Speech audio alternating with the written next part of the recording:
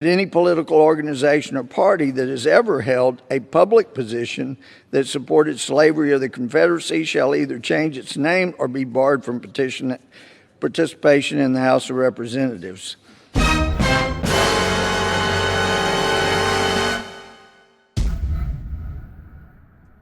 Raising a question of the privileges of the House,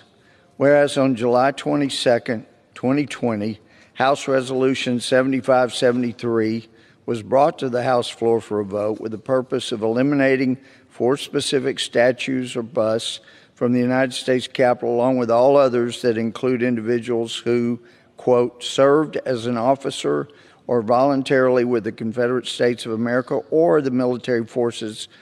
or government of a state while the state was in rebellion against the United States, unquote, yet failed to address the most ever-present historical stigma of the United States Capitol. That is the source that so fervently supported, condoned, and fought for slavery that was left untouched, but without whom the evil of slavery could never have continued as it did, to such extreme that it is necessary to address here in order for the U.S. House of Representatives to avoid degradation of historical fact and blatant hypocrisy for generations to come. Whereas the Democratic Party platform of 1840, 1844, 1848, 1852, and 1856 states, quote, that Congress has no power under the Constitution to interfere with or control the domestic institutions of the several states, and that such states are the sole and proper judges of everything appertaining to their own affairs, not prohibited by the Constitution, that all efforts of the abolitionists or others made to induce Congress to interfere with questions of slavery are calculated to lead to the most alarming and dangerous consequences, and that all such efforts have an inevitable tendency to diminish the happiness of the people and endanger the stability and permanency of the Union, and ought not to be countenanced by any friend of our political institutions, unquote, again from the Democratic Party platform of those years. Whereas the Democratic Party platform of 1856 further declares that new states to the Union should be admitted, quote, with or without domestic slavery as the state may elect, unquote. Whereas the Democratic Party platform of 1856 also resolves that, quote, we recognize the right of the people of all the territories to form a constitution with or without domestic slavery,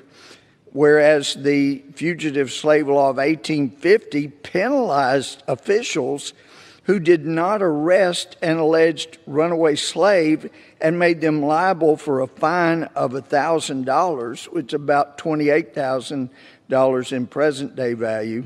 Law enforcement officials everywhere were required to arrest people suspected of being a runaway slave on as little as a claimant's sworn testimony of ownership. The Democratic Party platform of 1860, directly in seeking to uphold the Fugitive Slave Act, states that, quote, the enactments of the state legislatures to defeat the faithful execution of the Fugitive Slave Law are hostile in character, subversive of the Constitution, revolutionary in their effect, unquote. The Democratic Party platform again. Whereas the 14th Amendment giving full citizenship to freed slaves passed in 1868 with 94% Republican support, 0% Democratic support in Congress. The 15th Amendment giving freed slaves the right to vote passed in 1870 with 100% Republican support and 0% Democratic support in Congress, whereas Democrats systematically suppressed African Americans' right to vote by the specific example in the 1902 Constitution of the state of Virginia,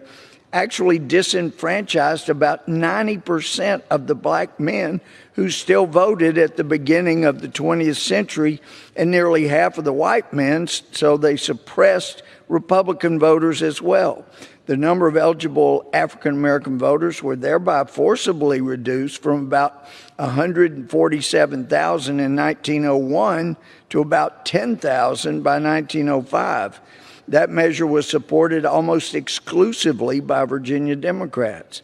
And whereas the Virginia 1902 Constitution was engineered by Carter Glass, the future Democratic U.S. Representative, Senator, and Secretary of Treasury under Democrat President Woodrow Wilson, who proclaimed the goal of the Constitutional Convention as follows, quote, this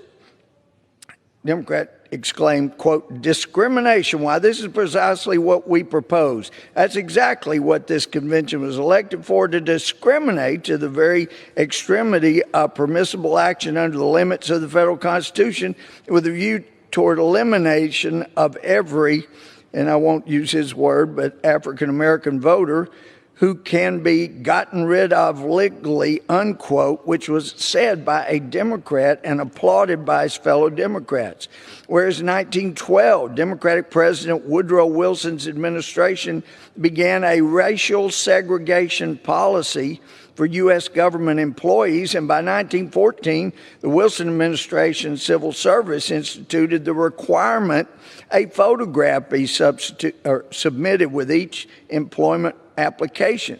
And whereas the 1924 Democratic National Convention convened in New York City at Madison Square Garden, the convention commonly was known as the Klan Bake due to the overwhelming influence of the Ku Klux Klan in the Democratic Party. And whereas in 1964, the Democratic Party led a 75 calendar day filibuster against the 1964 Civil Rights Act, whereas leading the Democrats in their opposition to civil rights for African Americans was a member of the Democratic Party, Senator Robert Byrd from West Virginia, who was a known recruiter for the Ku Klux Klan. Whereas Democrats enacted and enforced Jim Crow laws and civil codes that forced segregation, restricted freedoms of Black Americans in the United States. Whereas on June 18, 2020, House Speaker Nancy Pelosi ordered the removal from the Capitol portraits of 4 previous speakers of the House who served in the Confederacy, saying that these portraits, quote, set back our nation's work to confront and combat bigotry, unquote. The men depicted in the portraits were Democrat Robert M.T. Hunter, Democrat Howell Cobb, Democrat James L. Orr, and Democrat Charles F. Crisp. Resolved that the Speaker of the House of Representatives shall remove any item that names, symbolizes, or mentions any political organization or party that has ever held a public position that supported slavery or the Confederacy from any area within the House wing of the Capitol or any House office building, and shall donate such item or symbol to the Library of Congress. And 2, that any political organization or party that has ever held a public position that supported slavery or the Confederacy shall either change its name or be barred from participation in the House of Representatives. With that, I would yield back.